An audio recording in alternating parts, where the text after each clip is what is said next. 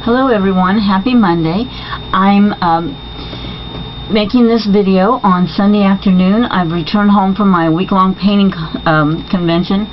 I had lots of fun and didn't sleep much and got to reconnect with a lot of old friends and some really fun artists. Saw an absolutely fabulous juried art show that was sponsored by several people, several companies, and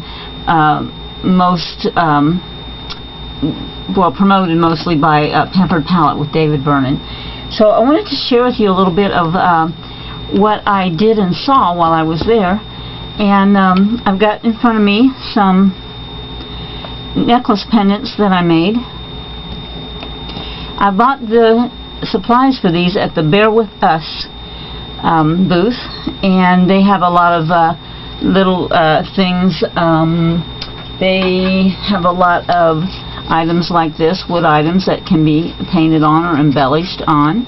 And these are keys that are going to be ornaments. I'm going to paint these into ornaments. But that's the kind of stuff that Bear With Us has. And I bought the pendants and the chains, and I bought the bails.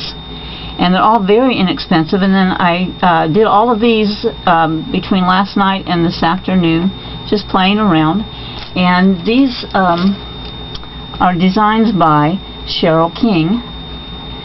Those are the ones I made. And this is another packet of designs. Let me take it out so that it doesn't glare on the plastic, for heart pendants.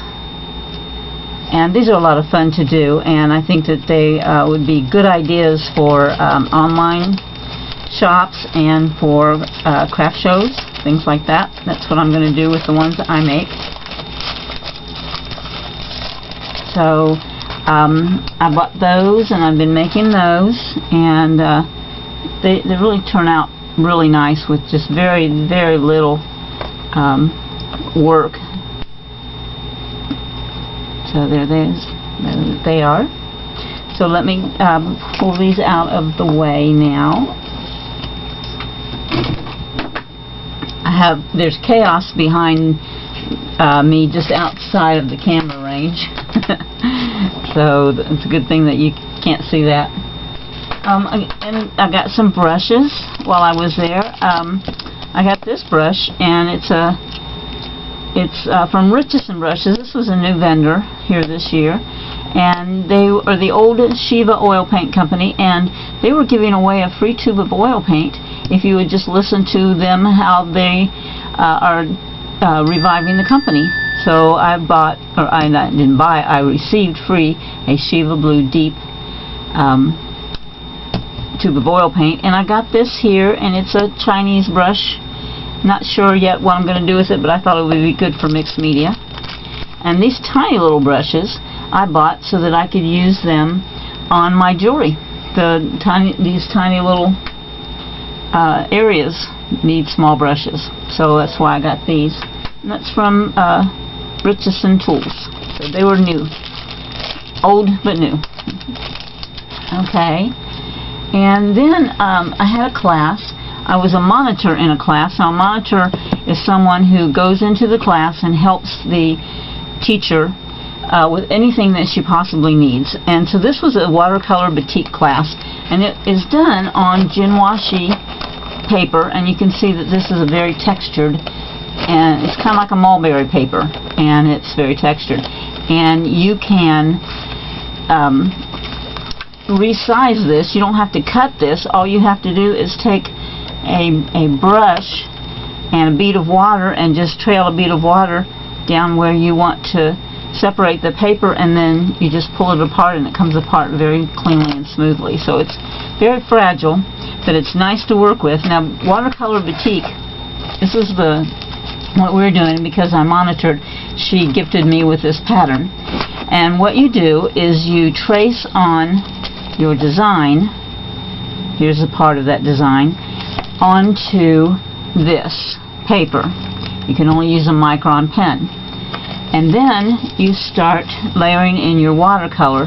So like we started with the white, and let me back up. Batik is a form of watercolor where you add wax in layers.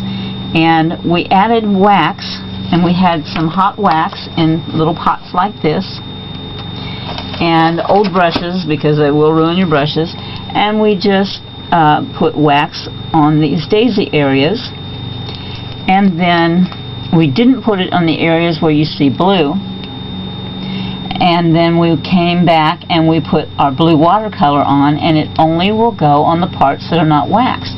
And then the next thing was to come up here with and add some pinks, and we waxed off the places that we wanted to keep light, and we added in pink, and then we waxed off a different place, and we added in darker and darker, so you end up waxing and layering color, and waxing and layering color, and you do this about 4 or 5 steps.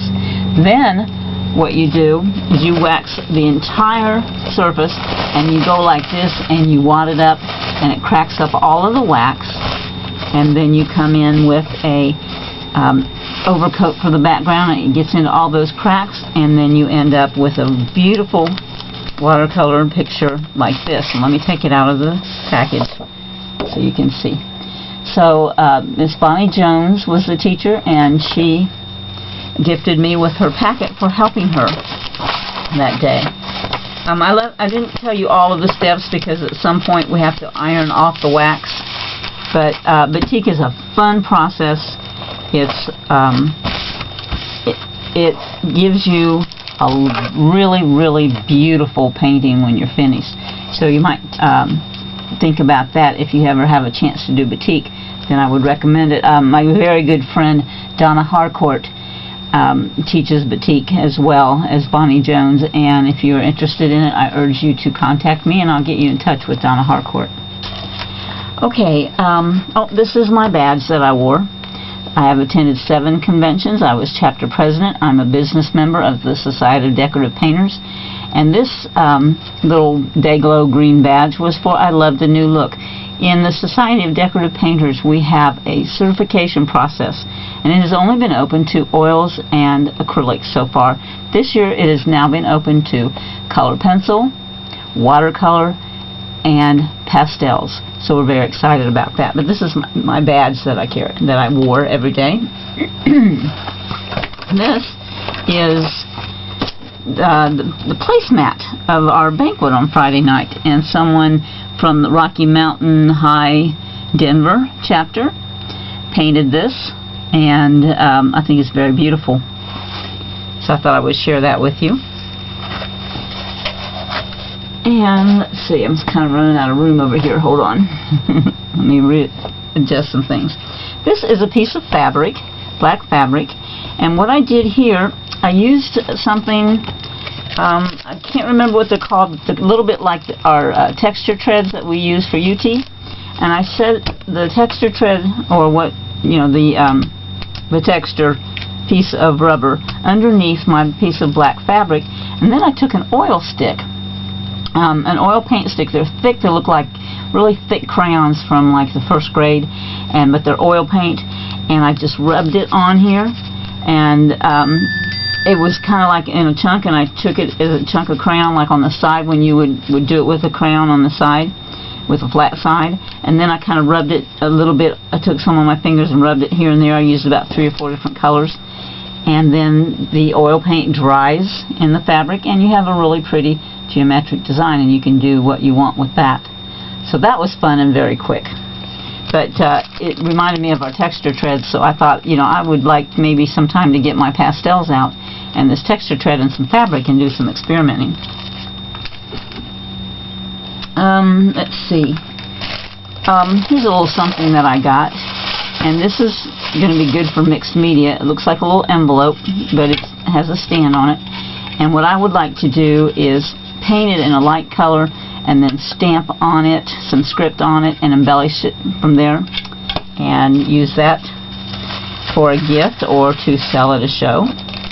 So I thought these were pretty cool. One of the things that I got in my class with Miss Bonnie Jones, the watercolor batik, she was giving outdoor prizes, and she included me, and so I got 3 nice little watercolor tubes of paint for free, and those are American Journey from Cheap Joe's. www.cryshoy.com.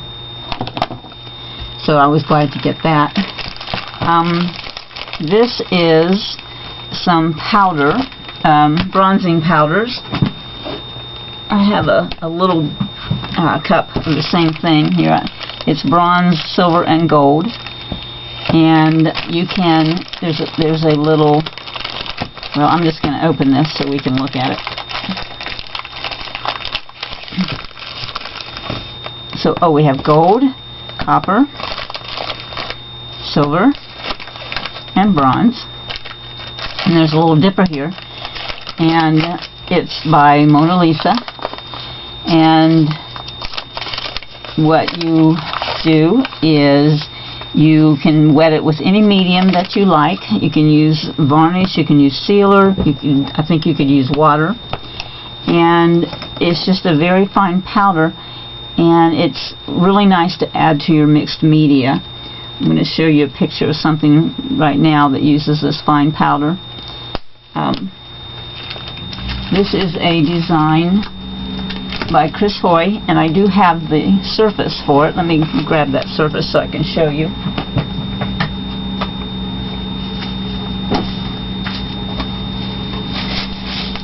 Okay, this is a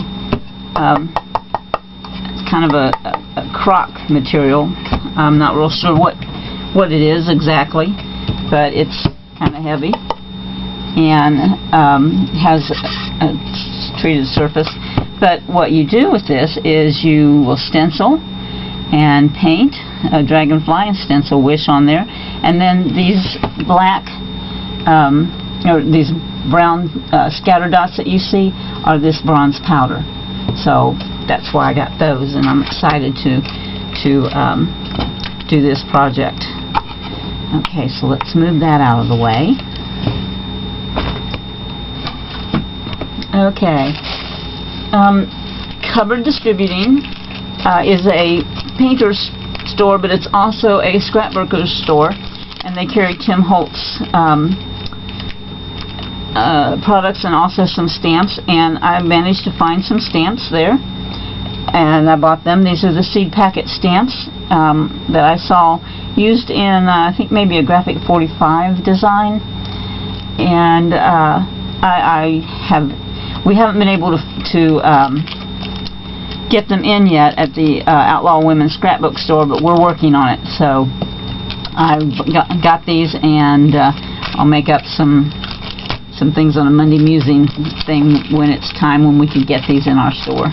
So I got those. And oh, here's something really cute. They had towels, and some of them said painting and some of them said artists at work. So I got the artists at work because I do a lot of different things. And of course I had to get purple, which is my #1 favorite color, and then teal, which is #2. So some really nice large towels. Now I don't really want to use them to put paint on them, but you know, I like them anyway, so I have them. Let's see. Here is a really cool item. Got this from a booth that was for color pencil, and you can put your paper on here, and then you put it underneath this nice rubber band, and you can also, if you have a design that you're working off of, you can put it on there, and then you can carry it with the let me put it this way, with the handle in it, kind of like a palette. So I was excited to get that, and this was only $10, and I thought that was a really good deal. Okay, let's see.